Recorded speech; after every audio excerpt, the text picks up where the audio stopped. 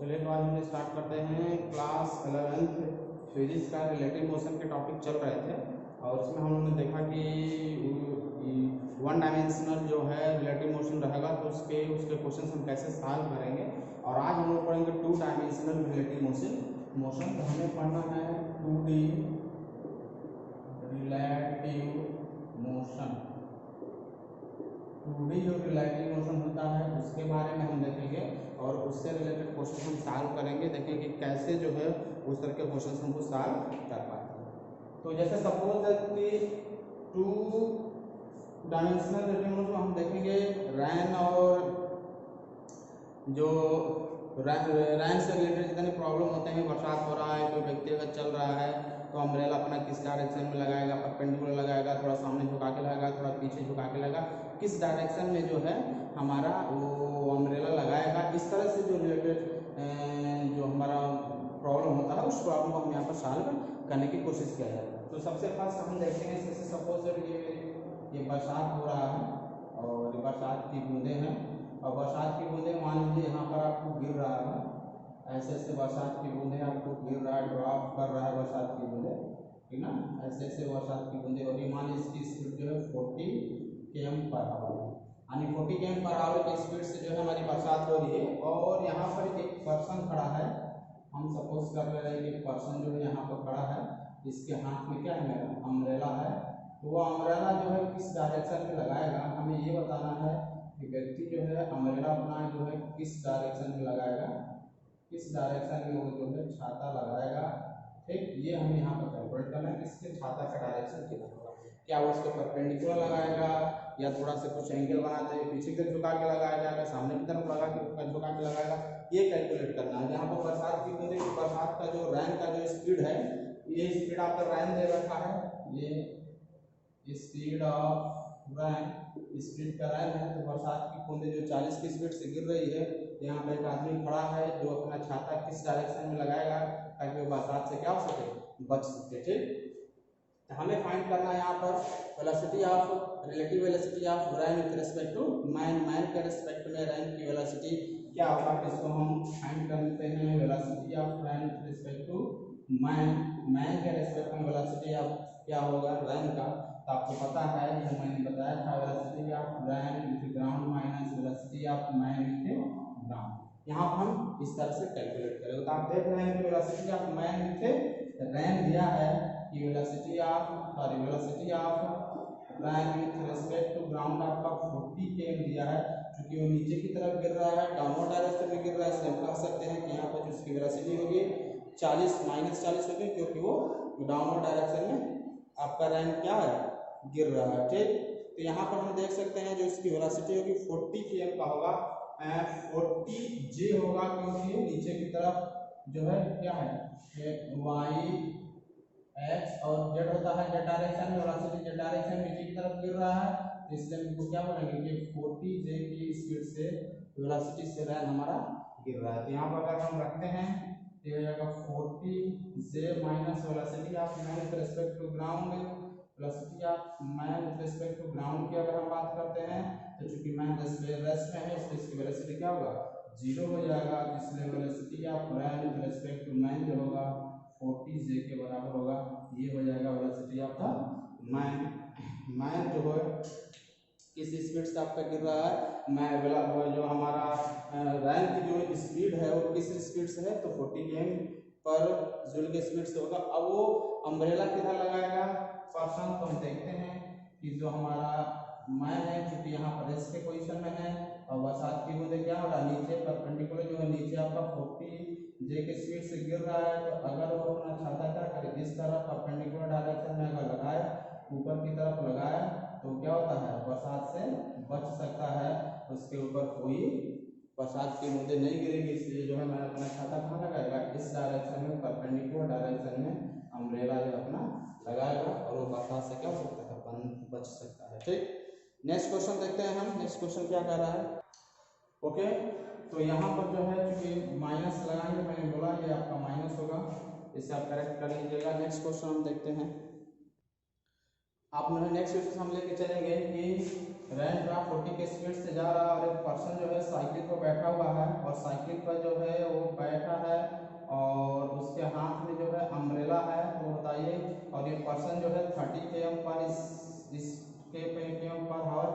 Speed से जा रहा है तो किस स्पीड से चलेगा कि अपना जो है छाता अपना अम्ब्रेला किस डायरेक्शन में ओपन करेगा ताकि वो रेन ड्रॉप से बच सके। यानी जो व्यक्ति है वो पहले सिचुएशन में रेस्ट में था, अब इस सिचुएशन में क्या है वो मोशन में है, वो भी 30 की स्पीड से जा रहा है और रैन का ड्रॉप रैन जो है वो भी 30 की स्पीड से नीचे गिर रहा है। तो velocity of rain with respect to man निकालना होगा। Velocity of rain with respect to man, velocity of rain with respect to ground minus velocity of ground with velocity of man with respect to ground and velocity of rain with respect to ground निकालेंगे। आपको पता है कि रैन हमारा नीचे की तरफ गिर रहा है इसलिए इसकी वेलोसिटी कितनी होगी -40 जे होगा और ये वेलोसिटी चूंकि ग्राउंड पे जा रहा है ये हो जाएगा 30 आई हो जाएगा, ये 30 आई हो जाएगा और 40 के भाई एक्स एक्सिस के अकॉर्डिंग ऐसे तो गिर रहा है, ये बरसात ऊपर से ऐसे गिर रहा है जो है साइकिल वाला नीचे की तरफ ऐसे जा रहा है तो ये 30 आई हो जाएगा, 30 आई इसकी स्पीड हो जाएगी और ये हो जाएगा 40 जे हो जाएगा चूंकि ये नीचे की तरफ तो माइनस हो जाएगा। और जब व्यक्ति जो है जब पर्सन साइकिल पर बैठा हुआ व्यक्ति जब बरसात की बूंदे को देखेगा तो वो अपने को रेस्ट में आने क्योंकि वो एब्जॉर्बर हो गया ना तो अपने को रेस्ट कंसीडर करेगा, रेस्ट कंसीडर करके जब बरसात की बूंदों को देखेगा तो अपने स्पीड को क्या करेगा उल्टा करके पीछे की तरफ लगा देगा। ठीक, यानी इसके स्पीड में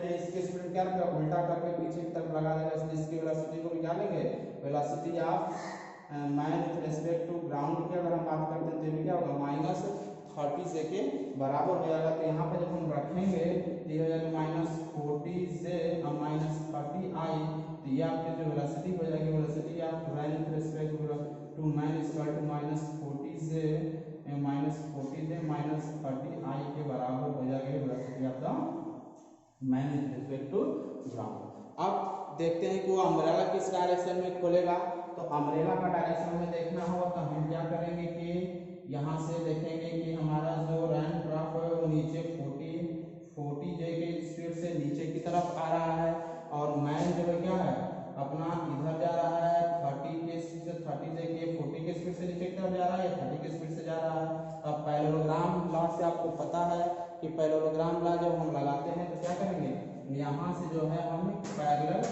एक पैरेलल लाइन यहाँ से ड्रा करेंगे और देख लेंगे जो इसका रिजल्टेंट होगा वही क्या बताएगा डायरेक्शन आपका इस दोनों का मैग्नीट्यूड जो होता है वही डायरेक्शन बताएगा और जिस डायरेक्शन में जिस एंगल से इधर जाएगा तो वही एंगल सीधा होगा। अगर ये एंगल हमारा थीटा हो तो ये भी एंगल क्या होगा मेरा थीटा होगा और tan थीटा अगर हम फाइंड करना चाहते हैं तो tan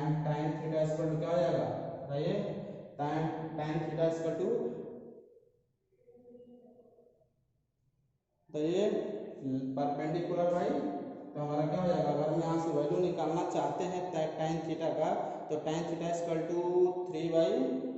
क्या हो जाएगा ये आपका 30 हो जाएगा ये भी आपका 40 हो जाएगा तो परपेंडिकुलर बाई बेस तो आपको ये हो जाएगा 40 बाई में 30 यानी आपका हो जाएगा परपेंडिकुलर में बेस यानी ये 30 बाई में 40 होगा जो आपको हो जाएगा 3/4 और 3/4 मैंने बताया था कि 3/4 एंगल कितने का होगा 37 डिग्री के बराबर होता है। यानी वो वर्टिकल से क्या करेगा 37 डिग्री के एंगल से छाता लगाएगा तो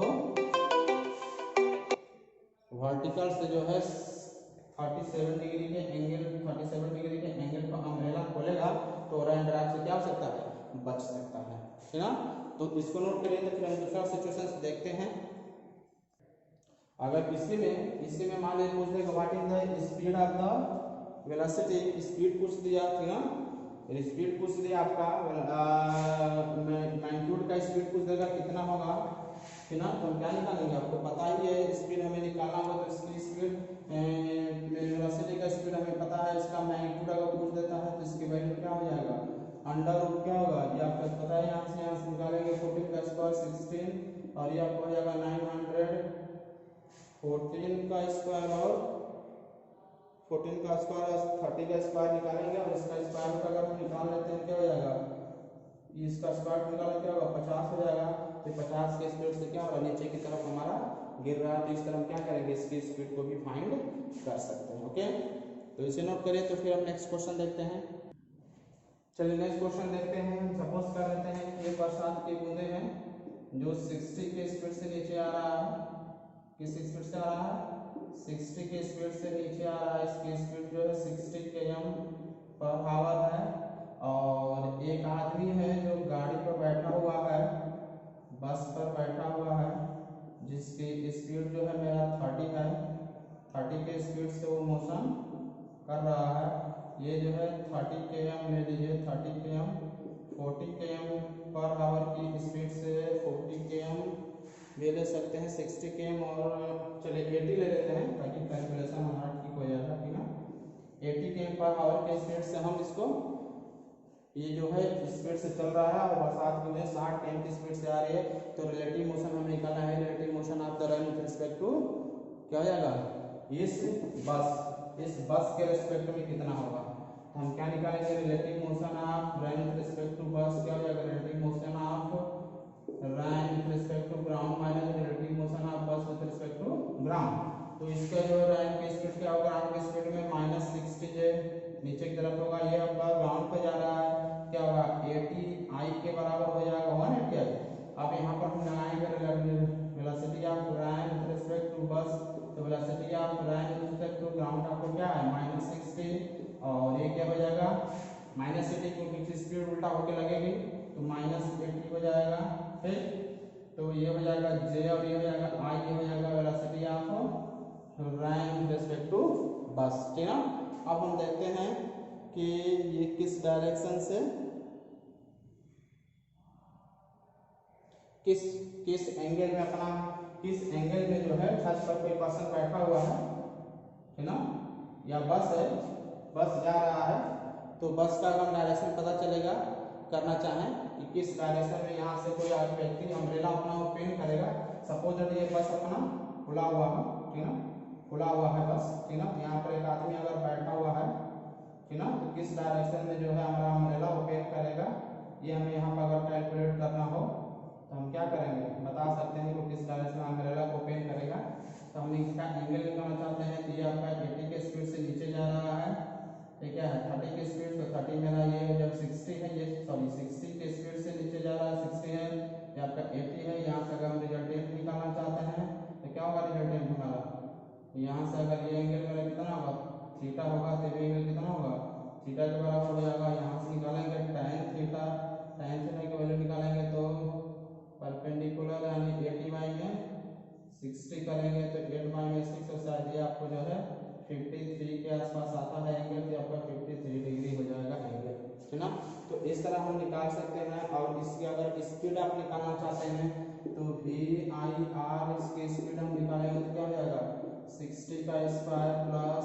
80 का स्क्वायर हो जाएगा,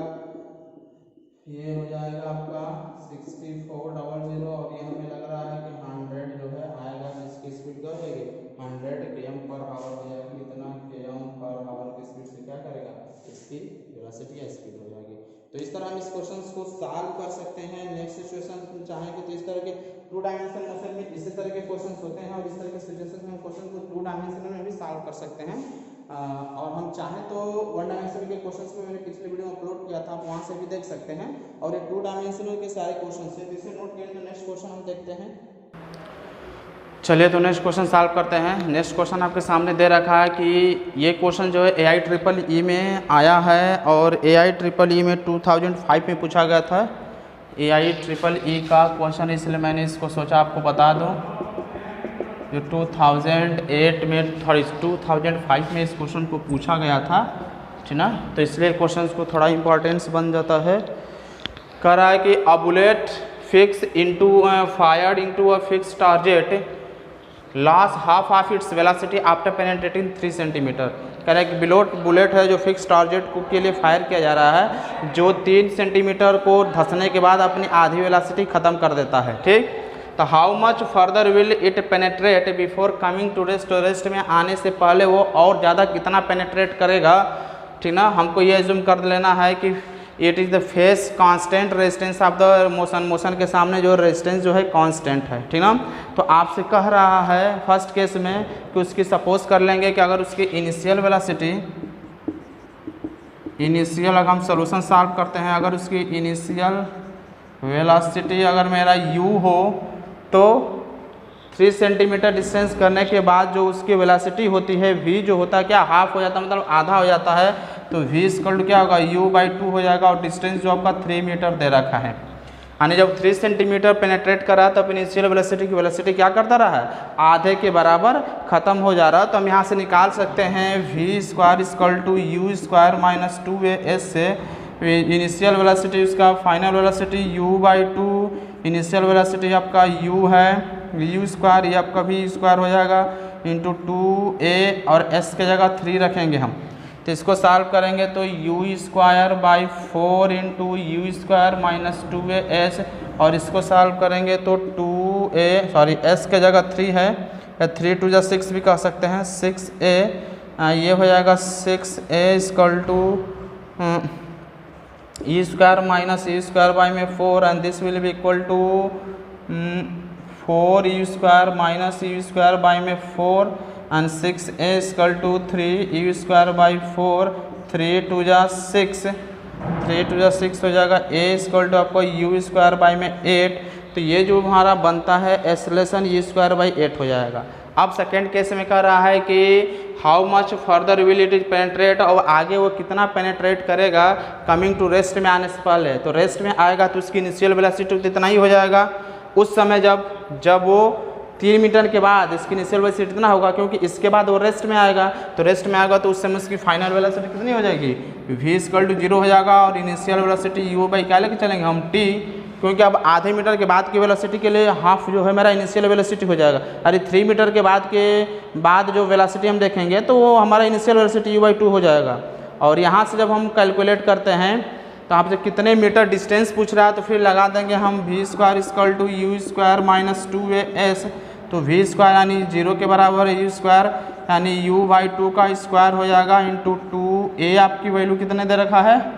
u square by 8 into s की वैल्यू पूछ रहा है, इसको इधर लाएंगे तो 2 ये हो जाएगा u स्क्वायर बाई में 4s into you square by में ये भी 4 होगा, तो यू स्क्वायर से इसका चलेगा, 4 से 4 चला जाएगा, तो सब मिलाकर s इक्वल हो जाएगा 1 मीटर, 1 सेंटीमीटर दिया, मीटर सेंटीमीटर है तो ये सेंटीमीटर हो जाएगा। यानी जो है अब 3 मीटर के बाद वो 1 सेंटीमीटर और पेनेट्रेट करेगा तो क्या करेगा, वो रेस्ट में आ जाएगा। तो इस तरह के क्वेश्चंस जो है, बाकी क्वेश्चंस जो है हम सॉल्व करेंगे नेक्स्ट वीडियो में। यहाँ पर फिलहाल इतना ही क्वेश्चन है, फिर हम नेक्स्ट वीडियो में नए क्वेश्चन के साथ आते हैं। इसको आप नोट कर लिए तो फिर हम नेक्स्ट वीडियो में मिलते हैं।